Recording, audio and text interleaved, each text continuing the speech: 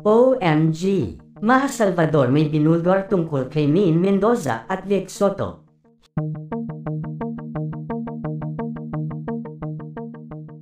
Hindi na nga napigilan ng TV host actress na si Maha Salvador ang magbigay ng komento sa lumalabas ngayong issue patungkol sa umano ay si Vic Soto nga daw ang ama ng pinagbubuntis ngayon ng actress host na si Maine Mendoza.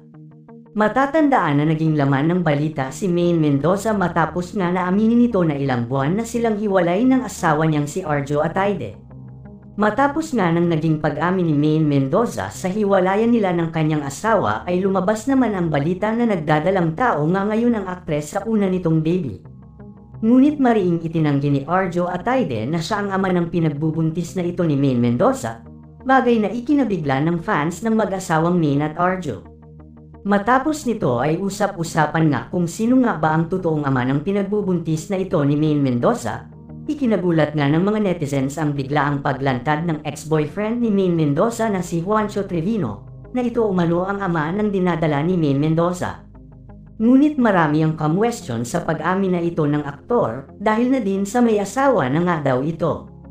May lumabas pa sa ilang entertainment websites na di umano ay pinagtatakpan lang daw ni Maine ang buong katotohanan, dahil na din sa ayaw akuin ni Arjo Ataide ang batang dinadala niya, kaya naman si Juancho Trevino na lang ang lumantad bilang ama ng kanyang pinagbubuntis.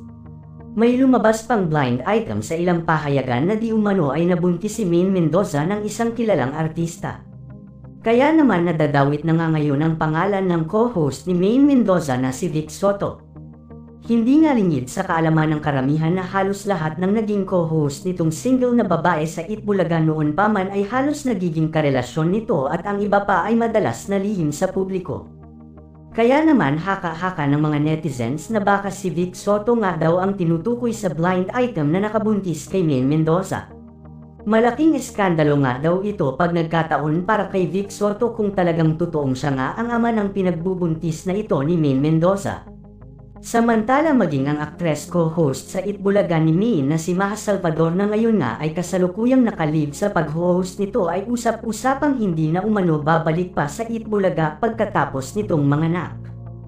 Usap-usapan kasi na marami umano itong nalaman tungkol kay Vic Soto at Maine Mendoza, na ayon sa source ay isisiwalat nito ito pagdating ng tamang oras. Siguro nga daw ayon sa mga netizens ay hindi na masikmura ng aktres ang mga nakikita at nalalaman niya sa kanyang mga co-host kaya naman nagdesisyon na lang itong hindi na bumalik sa nasabing noontime show.